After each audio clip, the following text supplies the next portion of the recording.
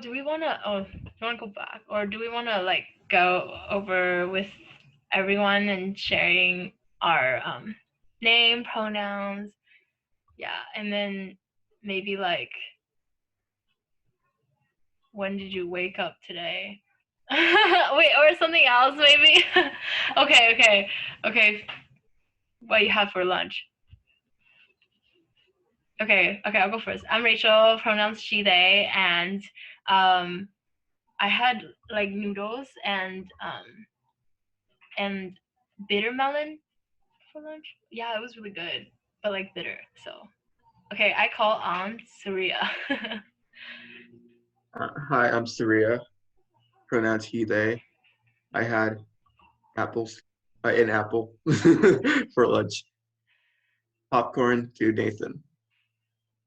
Hello, my name's Nathan, he, him, and I had curry fish balls and rice and bok choy. Yeah, it was all leftovers. I'll popcorn to Teresa. Hi, I'm Teresa, pronouns she, her. And I had, my sister and I made pizza with like vegetables and stuff. So that was fun. I popcorned to Nicole. Hi, I'm Nicole. My pronouns are she, her, hers. I had tater tots for lunch. Yeah. I popcorned to Laura.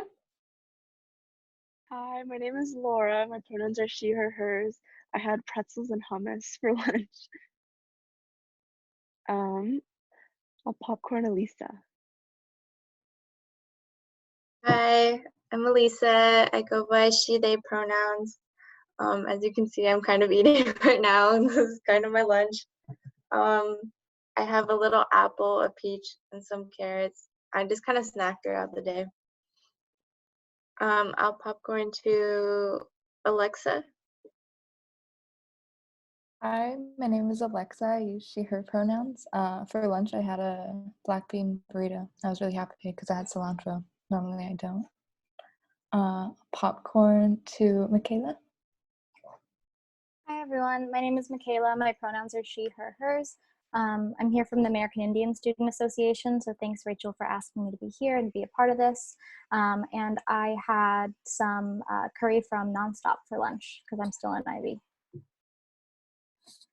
Is there anyone left to popcorn to? Amber? Yeah, hi. I'm Amber. My pronouns are she, her, and then for lunch today I had a turkey sandwich.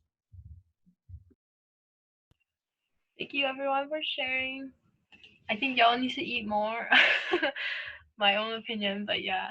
Okay, we can get started. Before we commence, I just wanna, because this is still a UCSB event, so I wanna start with the land acknowledgement and recognize that UCSB is on stolen land. And I wish to acknowledge the traditional custodians of this place and all land upon which the university is located. Pay my respect to the Chumash elders past, present, and future, for they hold the memories, the traditions, and the culture of this place, which has become a place of learning for people from all over the world. And right now, I'm currently at home in San Gabriel Valley, which is home to the Gabalino Tongva tribe, and I wish to pay my respect to them as well. And we would also like to open a space here. If anyone would like to share where they are and whose land they're on, that'd be cool. I'm at home right now in Half Moon Bay, land of the Ohlone people, and I'd like to pay my respects to them too. I'm in San Diego, the land of the Kumeyaay. Kumeyaay. Kumeyaay.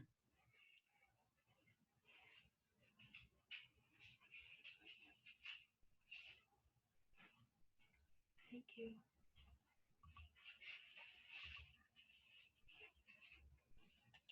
Okay, welcome everybody to our third episode of environmental justice and the pandemic.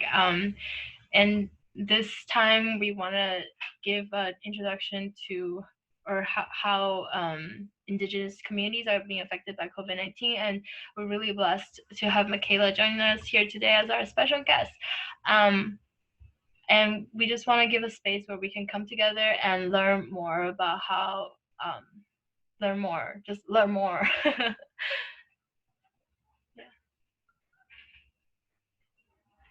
Oh, okay. And then I just want to start with like some community agreements so then we're all on the same page. And so one mic, if somebody's talking, let them finish and respect each other, understand context, understand where people are coming from, or that they're coming from a different context, and speak from I, which is like don't try to steer away from speaking for a group of people. So trigger warning, if you have anything you want to share that might be triggering, giving people a heads up would be cool. And if you have anything else that you want to share, you can share them in the chat or right now. Yeah. Thanks. I just wanted to express really quick that none of us are experts in this, field. None of us are like trained to, this is all just based on independent research that we've been doing. So please, if you have any questions or corrections or anything, please let us know.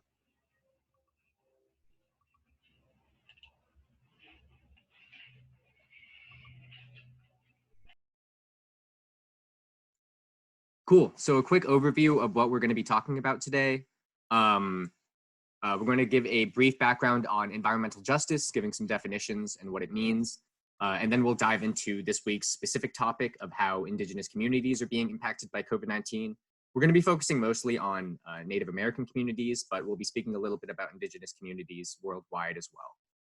Some specific topics are listed there. And at the end, we'll discuss how to be an ally, and we'll have just a conversation.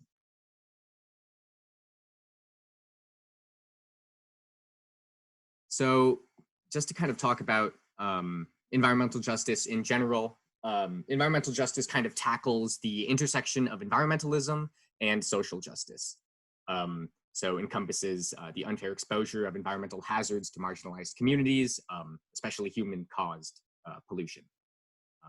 Now this causes quality of life differences, and these are well documented. There are statistics about these. Here are some examples. Black and Hispanic Americans are disproportionately live in areas of higher air pollution. Oil drilling is more common on Indigenous lands and nearby communities of color. Indigenous communities are heavily affected by plastic pollution and mass fishing. And this causes health differences, as you can imagine. Disproportionate affecting of, air pollution can cause lung diseases, asthma, and even in medical treatment, there's discrimination of race, gender, and insurance that we see that can further cause health differences.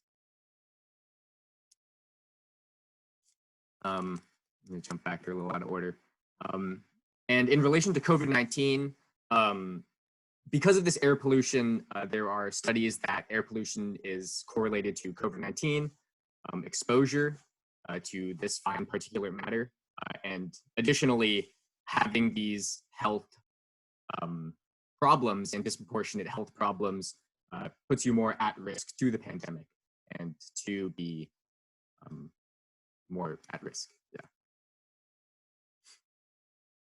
So to jump more specifically into the intro into Indigenous communities and their relation to the pandemic, here's just a couple brief overview preview facts. First of all, information is limited everywhere, nationally and internationally. There isn't a lot of racially disaggregated data, meaning kind of data that correlates race to like COVID-19 statistics and infection rates. That being said, given the data we do have, we notice that some Native American communities have the highest infection rates in the country. Recently, the Navajo Nation surpassed, I think, every other state in infection rates.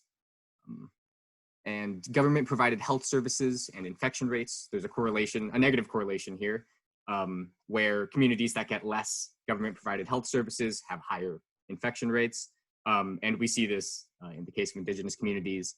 And certainly this is because of a lack of Indigenous representation in government, as well as other things. I also wanted to add that federally unrecognized tribes do not receive benefits, and this encompasses hundreds of thousands of different tribes and people. Yeah.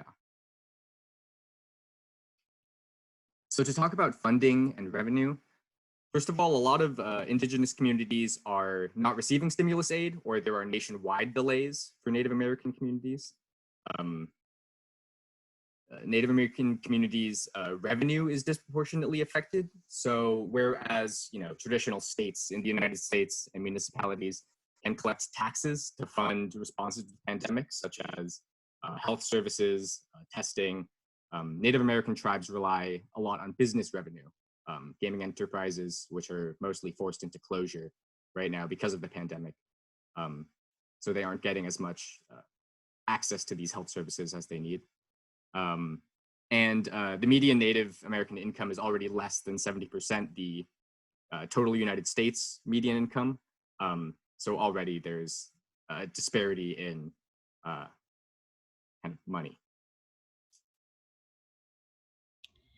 Talking a little bit more about health services. So a lot of Indigenous communities don't have access to medical supplies like PPEs. Also, like Nathan mentioned, there's a lot of underfunding, which affects local medical services. They aren't eligible for healthcare, and they're also excluded from a lot of healthcare efforts that are happening around the country. They're also Indigenous communities are also at risk to COVID-19 because they have a lot of history with respiratory illnesses, and also, as Nathan mentioned, with like environmental health hazards like plastic pollution and things like that, that can also up your risk to COVID-19, so it puts Indigenous communities more at risk.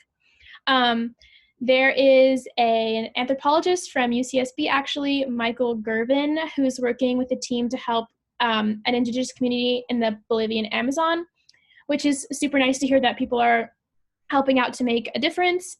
He's been working with them for 2 decades, I think, and he's working to like make sure that these communities are also included in efforts to alleviate COVID-19, and they're kind of included more in the conversation because a lot of the conversation about COVID-19 and what we can do to help is focused around cities. So he's trying to create a template so they can help other Indigenous communities globally, which is super awesome to hear. And he also reported his paper in a lot of different languages so he could make sure that everyone has access to this information. The Indigenous communities have received some money from the government, but a lot of them are struggling to get this money released to them. Yeah. We're also going to talk about the impacts on the Navajo Nation specifically. Just recently, I think today or yesterday, they surpassed the amount of cases in New York. Indigenous communities in media, we hear a lot about New York and what they're going through, and a lot of people are going out to help, but we hear very little about the Navajo Nation, even though they're being hit really hard by COVID-19. 142 members have also passed. There have been a lot of efforts to distribute food and water to the community, and they have their own like lockdown rules. So they have curfews over the weekend, but with other states opening up around the Navajo Nation, it puts them at risk as people continue to or start interacting with each other more and traveling. So it puts the Navajo Nation at risk. There's also more testing available in the Navajo Nation, which is good to hear, but they don't have the medical supplies or resources to help these people who are sick. One of the a lot of people live in multi-generational homes, which with COVID-19 and social distancing, it kind of goes against those rules, but it's like difficult for these people to follow these rules because they live in these larger homes. There's also lack of running water, which causes issues with sanitation, and they have a few stores for a large population, so a lot of people have to travel long distances to get to these stores, and with social distancing, and those kinds of things that need to happen in order to alleviate COVID-19. A lot of people are coming into contact with each other as they're traveling these long distances to go to these stores, so that can be an issue. And there was actually a news report about the government sending body bags instead of medical supplies to the Navajo Nation, which says a lot about how the government sees Indigenous communities in our country. Yeah, I just want to add to that. Like, you would never send body bags to the White House. You would never send body bags to California, like Los Angeles. Like, you obviously, even though like in the news report they said that they made a mistake, but this is like no mistake. How can you make a mistake like this? I think it just says a lot about what people think, and I think that needs more attention. Yeah. If I could add a quick note here as well, I just wanted to mention that on the Navajo Nation in particular, about 30 to 40% of homes don't have running water or electricity. What is the main thing we're told to do to protect ourselves from COVID-19? It's to wash our hands, to wear face masks. When you can't even wash your hands, you don't have bathrooms inside of your homes, you literally have to go outside and use an outhouse, which a lot of our members on the Navajo Nation do have to do. You can't protect yourself in the same way that other communities are being able to protect themselves. And of the 142 members who have passed, most of those are our elders, which hold the knowledge and the language and the traditions of our communities. So these are people who are very sacred within our communities that we are losing. The Navajo Nation in particular has a lot of really beautiful sites that people will go there for climbing, for hiking, for taking pretty pictures to put on their Instagram. But when they do that, at the same time, they're bringing disease into our communities. And that's not just the Navajo Nation, that's Indigenous communities across what is now the United States. I have a friend who's a part of the Bishop Paiute tribe in Bishop, California. They have something like 14 hospital beds there. And it's a very popular site for climbers to go to use their land to climb and to do other things in the nature. And they're taking up a lot of those hospital beds. So we can't protect our communities when we have people coming in and doing these things like infecting the different members of our communities. So that was just a note I wanted to add there. Yeah, I think I also read an article that said that Navajo Nation they only have a couple hospitals, and each of the hospitals don't have as many beds as like New York does or like a city does. So that's like a lot of people would have to drive out to even further away to get help. So then that's like a lot of resources not where it's needed. And I just want to bring our attention to Cheyenne River Sioux Tribe and Oglala Sioux Tribe that's in South Dakota. So basically, what's been happening is that to protect their community, they have been setting up 9 to 10 COVID-19 checkpoints along the freeway that leads to their reservation core. Then basically, this is within their reservation, and they're acting to try to protect their own community. They're only turning people away if they're not residents of the reservation or traveling without a travel permit, or going in and out for inessential activity. So I think it's very reasonable, but Governor Christine Noem threatens to take legal action if checkpoints not removed. What she's saying is that you cannot set up roadblocks on state freeway, but this is 100% within their legal rights to do this. This is within their treaties that they have signed and promised to, the state has promised to. And I think this goes back to keeping our communities safe, goes back to last week's webinar in which Ryan from Underground Scholars shared with us that it's always the outsiders that's bringing in bacteria, bringing in the virus. It's not for him, it's not the incarcerated folks that have the COVID, but the outsiders that go in and out of the facilities that infect people. And this is the same concept about like how this community is trying to protect themselves, but outsiders are coming in and out and saying that, oh, they have the right to like travel through this, but they really don't, because this isn't theirs. Basically, and one of the things that I think it's super cool, because that they've been trying to keep like a detailed information about who's going in and out of their reservation, so then they can have a contact trace. which is really smart because countries who have been able to contain the virus do the exact same thing in terms of like, oh, if this person like went to the hospital and was like, I'm feeling sick, and then they can like literally know who this person had contact with, and then like contain virus there and there and there, so then they can keep the rest of the community safe. So, and has been successful. The Cheyenne River Sioux tribe has been able to identify and isolate someone in quarantine.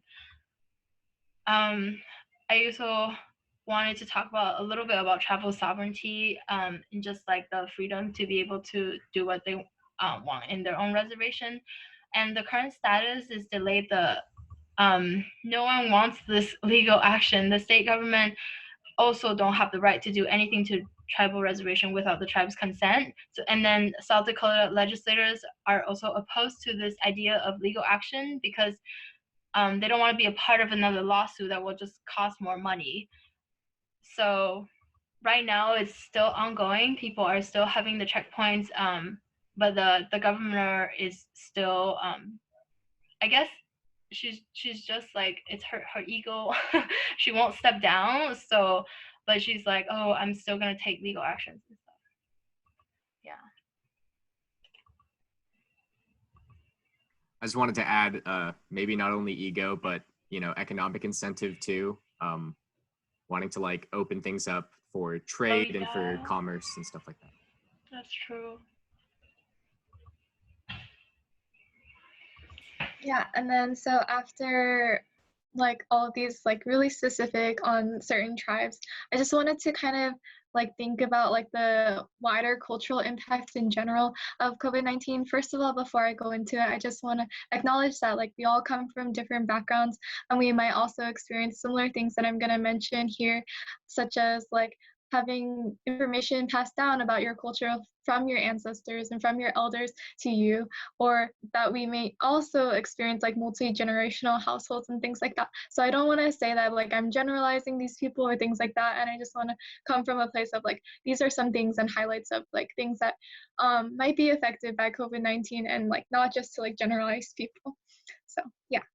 So I just want to go over and say that like collectivity is generally like an ethos that pervades daily life in many Indigenous cultures, like extended family, living with multi-generational families, and like communal labor and food sharing and things like that, which is definitely key for long-term resilience. But as we know, with like social distancing and things like that, it's definitely hard to like contain the virus if we're doing these sorts of things.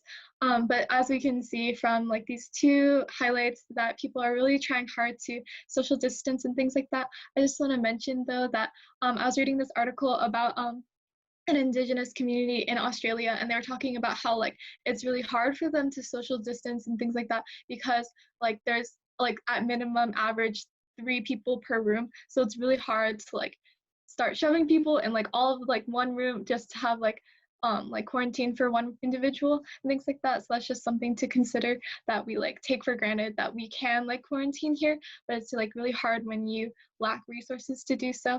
And then as Michaela was saying earlier, like the most people that are affected are elderly or people with underlying health conditions, and so they're like mostly at risk for COVID-19 fatality because of age, because of health things.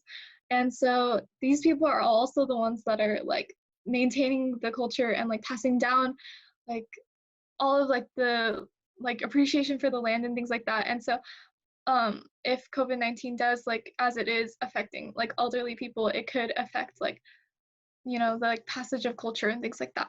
And then finally, I just want to kind of highlight how people that speak English are like particularly privileged, because there's a study that was done that said that COVID-19 cases are less likely to communities where households speak English only.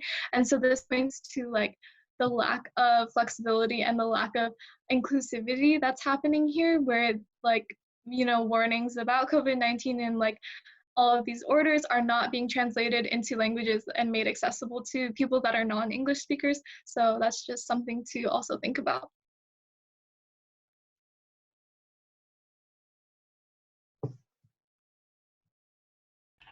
And here I wanted to highlight some organizing efforts that have been interfered by COVID. So ongoing KXL pipeline, the Keystone XL pipeline, which is, if you see the map, the blue line is the existing Keystone pipeline, and the XL is the proposed green, highlighted green line, and it goes, like you can see, it goes like directly through. So the orange is reservations, so it goes directly through reservations and around reservations. So it's just a blatant disrespect. Basically, right now, currently, everybody is still protesting. And then there's a news clipping here. It says like Keystone Pipeline project proceeds amidst COVID-19 pandemic. Apparently that the construction workers are deemed essential enough to continue to do this. That means protesters have to be out there every single day and risk their lives to protest. And I think yeah, I don't know, I'm really upset because they, like all other effort or all other projects, I feel like they should be halted or like stopped before, like, because this pandemic is ongoing. And then I guess the second point I wanted to make is that Mauna Kea protectors are still speaking up and rising up to speak for their mountain, for their sacred sites. So right now they're fighting in opposition to the 30-meter telescope that's projected to be built on sacred land. And I have a picture here that's under the map. That's like everybody who set up roadblocks and encampments over there at the construction site so that nobody, or like the workers couldn't build because they're there, and this is the way that they protest. And though right now the construction workers are not deemed essential, so there's a pause on the mountain, but there has been no pause at the higher ups.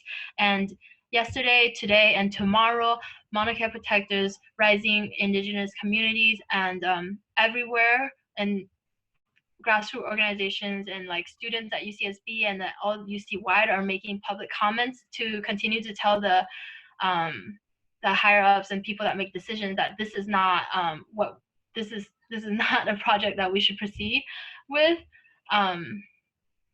I guess like some background is that UCSB is specifically involved in this 30-meter telescope project because Chancellor Yanni sits on the chair of this project. So UCSB can, as students, our money is being used basically to fund this project, and more than like $68 million has been directed to this project since 2016, and $10 million was just paid to them this past February, literally after UCSC grad students have been fired for COLA.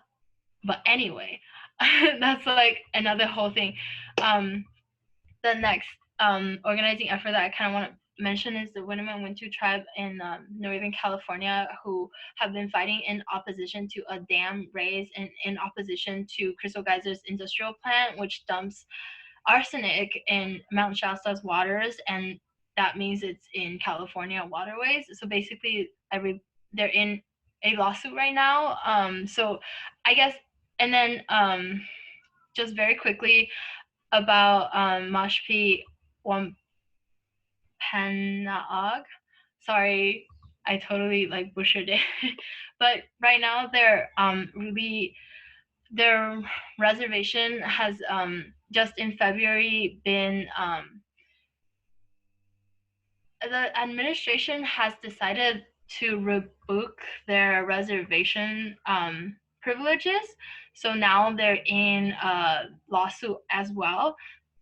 I just wanted to show all this to let everybody see that they have to organize for their home on top of responding to COVID-19 outbreaks, losing resources, protecting their loved ones, communities, and just sounds very, very exhausting. And all of this, I want to also show you that all that Indigenous people folks have been fighting for generations after generations, and these communities have constantly been challenged and threatened with their sacred land, their practices, their livelihood.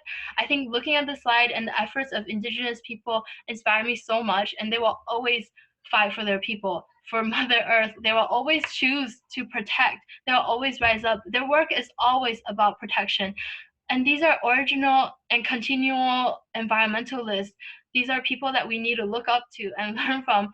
Honestly, I think we should all just like look to Indigenous knowledge in like ways that we can help this earth and better this earth. Like especially for the ES department, I don't know why they don't have anybody in there that knows this, but it's just I just feel like there needs to be something that's changed.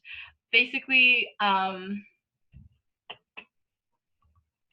as you can see that organizing efforts are being really pushed back because of the COVID-19, and people really need to take care of their communities.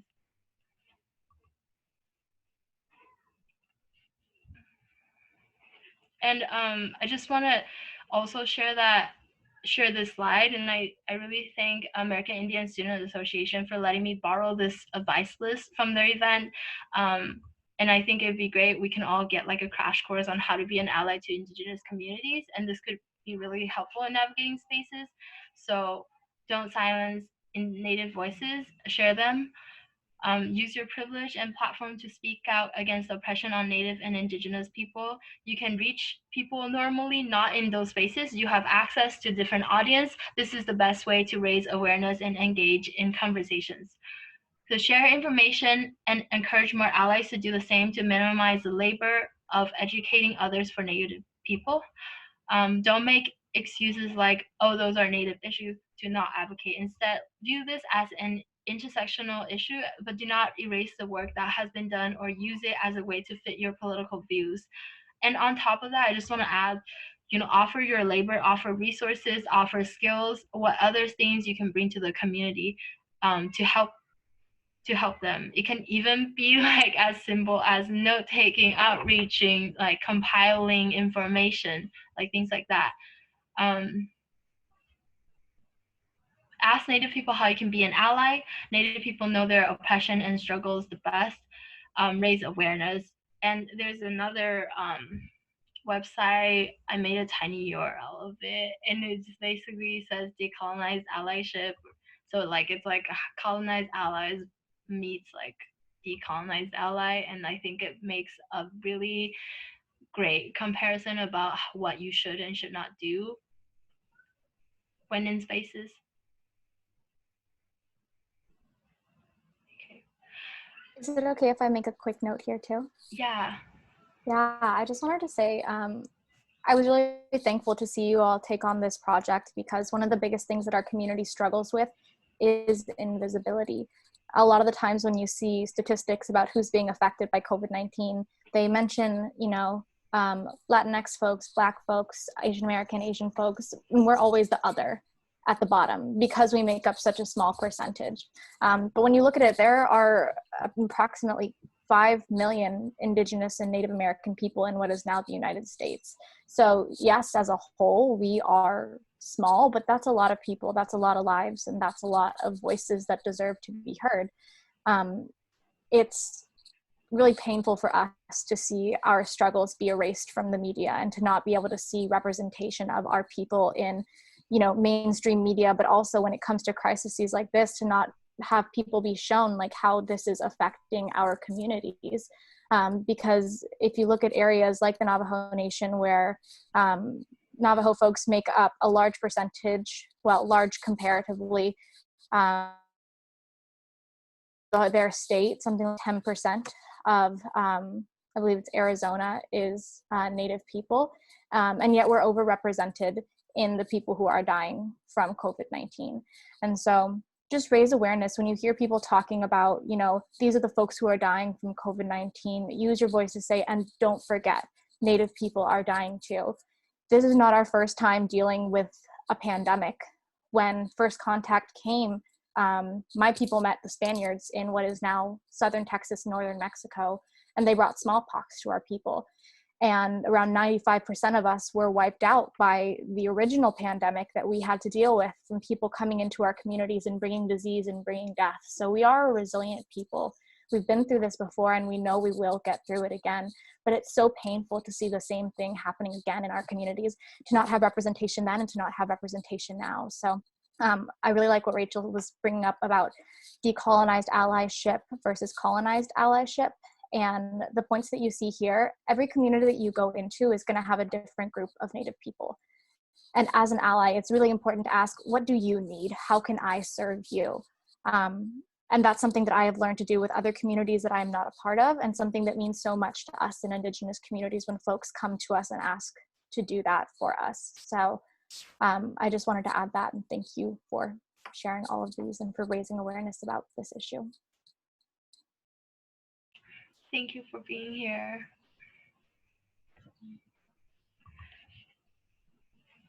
I guess we can move on to a little some things that we can do,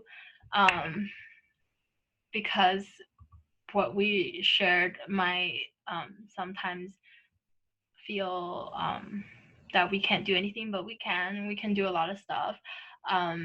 So general support, I think in terms of funding and the stimulus aid that Nathan talked about, like the best thing to do would be calling Congress members to demand the release of funds, to demand for Indigenous rights, and for the Navajo Nation, there's a GoFundMe that is up right now, and it's called Navajo Hopi Solidarity, and they're basically an all-volunteer grassroots Indigenous-led group operating on the Navajo and Hopi reservation, prioritizing elderly, single parents and struggling families by helping them buy groceries and delivering groceries and resources. So that's a solid source that if you will have money to spare, that would be a place to go. And then I put the Facebook of Cheyenne Sioux Tribe, Cheyenne River Sioux Tribe, and Oglala Sioux Tribe, because I saw that they were very, very active on Facebook, and I think that aside from monetary contribution, maybe like even showing support through words and telling them that like, I support you, is there anything that I can do, like reaching out. And I think that would be very it like what Michaela was saying about like asking them what they need and then offer your help that way would be more meaningful and impactful rather than donations. And in terms of organizing efforts, I think like by following hashtags and also like following accounts that talk about these things, then that can like bring that into your world, and through that you can share and raise awareness that way. I wanted, yeah, there was like, yeah. And then for MW Tribe at the very end, they actually have a petition going for like to ask the court to, because their reservation is being challenged right now, so they have a petition to basically stop that, or like to request for a halt on this challenge. And I wanted maybe like people who are interested for anything, you can definitely just reach out to me too if you have more questions, and then you want to ask about like Monica protectors at UCSB and how are they doing, do they need any support, or like any other groups on campus. And like Michaela is from ASA, and then like if ASA needs any support in anything, like just being vocal and asking if if somebody is okay, if a group is okay, if they're doing okay, then that's like a really powerful thing you can do. And I put an artwork by Jackie Fawn. It's an Indigenous artist, and I think it's really pretty, so I just wanted to put it there. There's also a lot of artists, activists out there that you can follow. Yeah. Quick note too, sorry, I keep saying quick note and then I talk forever. The Mashpee Wampanoag people are the original, like when you hear, you know, like in elementary school, the Pilgrims and the Indians sat down to have Thanksgiving together. Those are the Mashpee Wampanoag people that you are learning about. So these are the folks who originally helped the Pilgrims. And to now, in the midst of the pandemic, have the government say, we are revoking your reservation status is like a huge slap in the face. So go support them and sign the petition if you can. Another note, all of the statistics that were shared here, those are only federally recognized tribes and enrolled members. My tribe, personally, we are not federally recognized. We are state recognized. And the land that we're on now, Coastal Band Chumash land, the Coastal Band Chumash are also not federally recognized. So just keep in mind that these numbers are being severely underreported. If I or my mother or my grandmother were to get sick with COVID-19, we would not be counted in the total number of Indigenous and Native people who are being affected by and dying from COVID-19. So that's a whole larger discussion about the government trying to tell us who is and who is not a real Indian. Also, yeah, so that's another issue. But just keep that in mind. And if you want to follow ASA, we're at UCSB ASA on Instagram. We also have a Facebook page, UCSB American Indian Student Association. You can follow us there. We post about events that we have and different ways that you can get involved and help out with the community.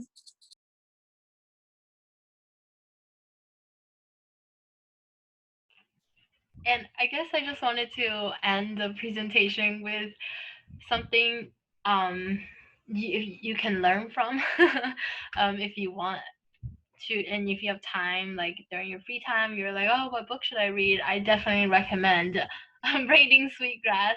It's one of the most beautiful books I have ever read, and it talks about everything so nicely. And I think these are some resources for you. Of course, there's more. And these are documentaries, the pictures with words. I guess they're all pictures with words, but like Pilgrims and Tourists and Prophet-in-Law's Fire and Ice. This is like they had a series of Indigenous film showing. So, and then they had like a talk afterwards. And if you're interested, I can definitely, like, you can watch the film, and I can like link you any of the talks that they had, and I think it would be very, very like beneficial to your knowledge in terms of learning. Yeah. And I think and these documentaries are actually like global. So like Pilgrim and Tourists are about like folks in like Northern California, and then Fire and Ice is about like Indigenous community in Ethiopia and also Peru. So it's like a very widespread of documentaries. I think Michaela in the chat also said that you can watch the documentaries Dawnland and Indian Horse. Ooh, I haven't heard about them, but I'm putting that on my list. They're really good. Indian Horse is actually about the Anishinaabe and Ojibwe people of Canada. If y'all watch that, I know that one for sure is on Netflix. It's a really powerful piece about the residential school system, which if you don't know about that, they were basically like conversion camps where they stole Indian children and taught them to be Catholic and cut their hair and change their names. And they operated until the 1990s. So watch it. Okay. Thank you for sharing that.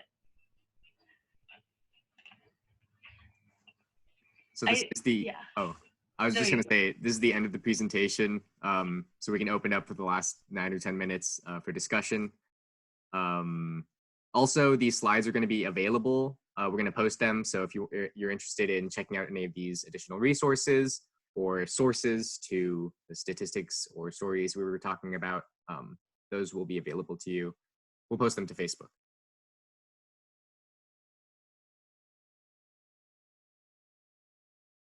Rachel, were you going to say something?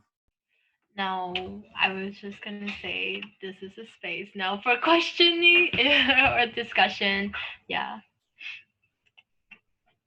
I was just wanted to say that I really liked, Michaela, your input that we should list, or we need to listen to Indigenous tribes and leaders more often. And I think that especially is important globally as well. There's actually an organization that I learned about in a class I took last quarter, INT 75, that's underserved medicine.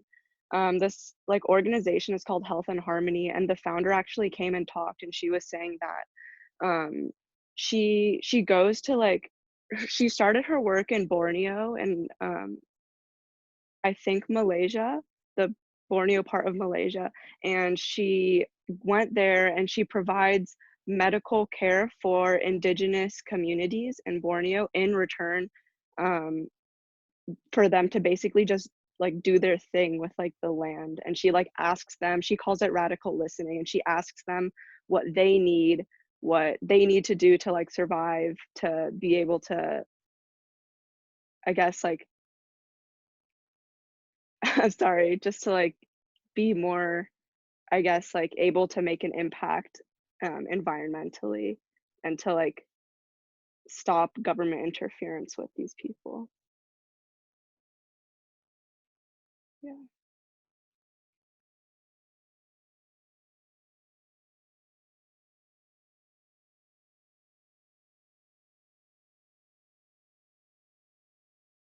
I just wanted to add that currently I'm part of, so EJA is having a virtual book club for this quarter since we're online, and we're reading Sweetgrass, which is awesome. And I'm really, really enjoying it because it feels like a really great way to try and connect, I feel like often within science, within STEM at our university at UCSB, so much of what knowledge there could be if we just had more inclusive definitions of what's recognized as valid knowledge, then we could be learning so much more.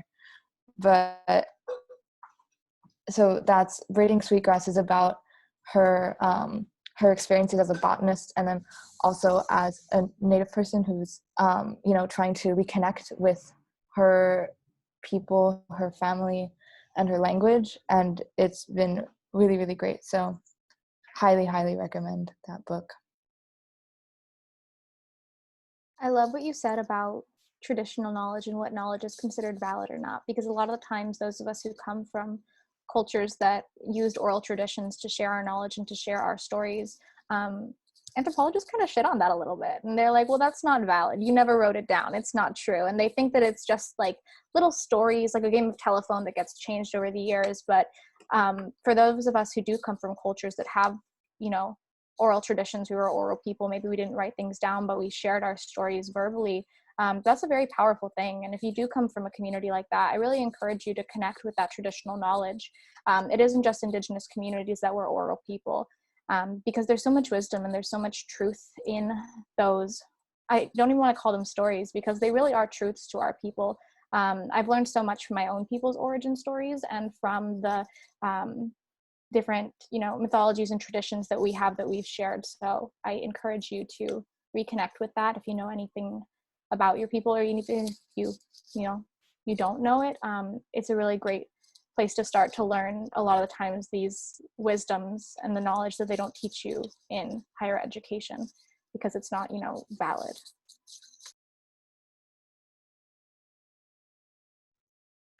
In a similar vein, we can't ignore the historical use of academia and intelligence as a tool of oppression. literacy tests, these different kind of research projects that are kind of interfering with Indigenous people, things like that are common. At Mauna Kea.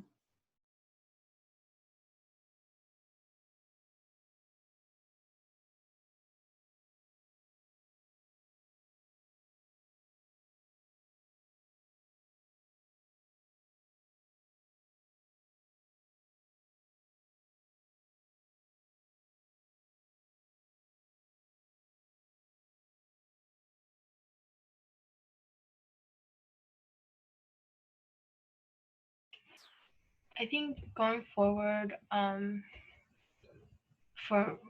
don't know, I just wanted to share that helping or hosting this presentation with Nathan, Nicole, and Teresa has helped me learn a lot, and also talking to Michaela about a lot of things, and it's really like up to a lot of us to like also uplift Indigenous people's voices. And I guess for me, I'm looking for a lot of like other people talking about this too, but there wasn't like too many. So I hope we can all bring something back to our own communities from this presentation, and then share what you learned, and also never stop never stop like looking for the truth in a lot of things. Maybe the news isn't 100% truthful with what they're reporting and things like that. So yeah, I guess I just wanted to share that. Thanks for coming.